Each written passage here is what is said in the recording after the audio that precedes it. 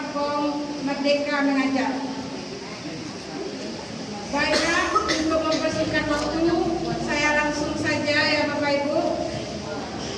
Saya akan memberi pendahuluan terlebih dahulu sebelum kita demonstrasikan portal-portal yang dimaksud tadi. Nah, pada saat ini kita memasuki era digitalisasi. Elemen kemerdekaan belajar itu ada 3 ya Bapak Ibu. Yang pertama adalah pembelajaran mandiri. Anak kita bisa mendapatkan sumber belajar dari berbagai hal, baik dari alam, media elektronik maupun elektronik, terus lingkungan, baik itu lingkungan rumah, lingkungan sekolah, lingkungan masyarakat. Nah, jadi kita sebagai guru pada kurikulum Merdeka ini kita dituntut sebagai fasilitator karena pendidikan berpusat kepada murid. Jadi di sini kita dituntut sebagai fasilitator. Jadi mereka bisa melakukan pembelajaran mandiri dari berbagai sumber. Oleh karena itu, tentu diminta kepada Bapak Guru untuk meningkatkan kompetensi dari yang sebelumnya.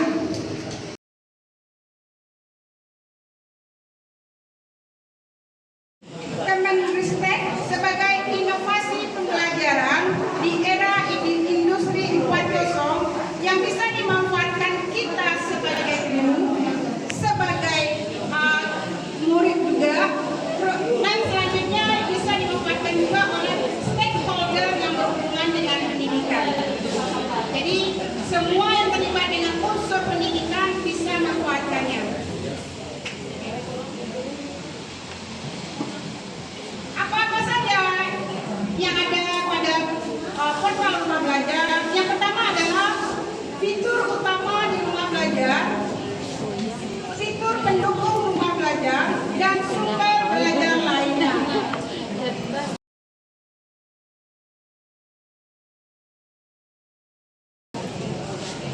Fitur utama rumah belajar ada 4 ya Bapak Ibu. Yang pertama adalah sumber belajar. Yang kedua adalah bank soal. Yang ketiga adalah fitur utamanya lab maya setelah bank soal. Yang keempat dan terakhir yang fitur utama kelas maya.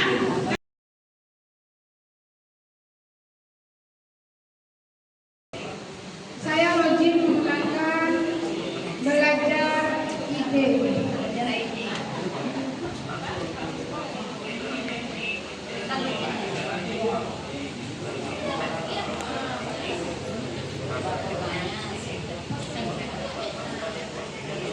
Apakah sudah bisa Bapak Ibu? Sebenarnya Bapak Ibu sudah login itu, buktinya sudah ada kelasnya kan? Sudah ada kelas yang diarahkan ke kelas ya Bapak Ibu? Udah?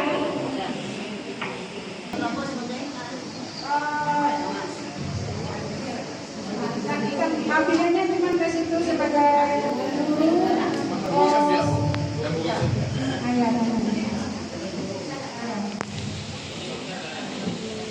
Bapak Ibu guru ambilnya sumber belajar. Kalau saya sudah login di tampilannya langsung saja. Nah, akan langsung nama saya keluar.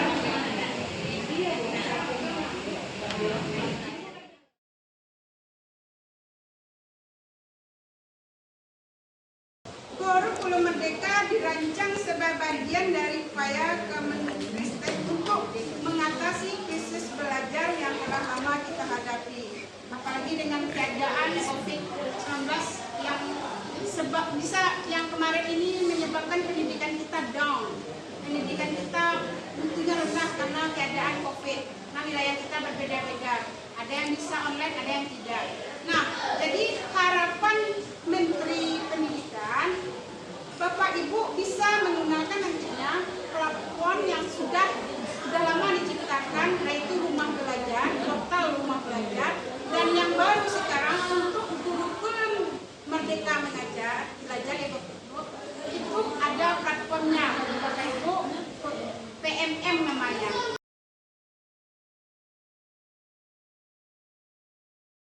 adalah platform Merdeka Mengajar.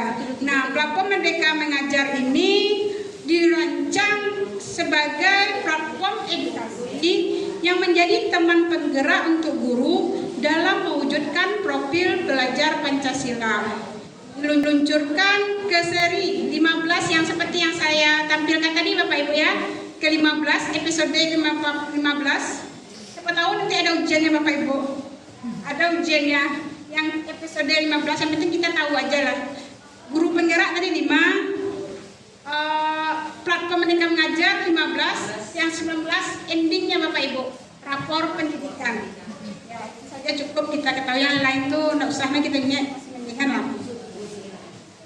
Jadi diharapkan tujuan pemerintah mengharapkan sesuai dengan tujuan pendidikan nasional, melahirkan peserta didik atau siswa yang mempunyai keterampilan tetapi juga mempunyai kepribadian atau etika yang baik.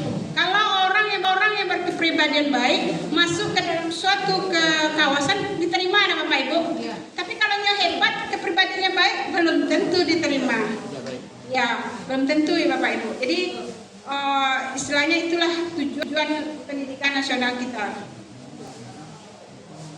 Nah, apa itu platform Merdeka Mengajar? Nah, ini tadi sudah diterangkan, edukasi yang menjadi teman penggerak untuk guru mewujudkan profil pelajar Pancasila. Di sini kita dituntut bisa mengajar menggunakan platform Merdeka Mengajar, terus belajar, ada pelatihan mandirinya, terus ketiganya kita berkarya.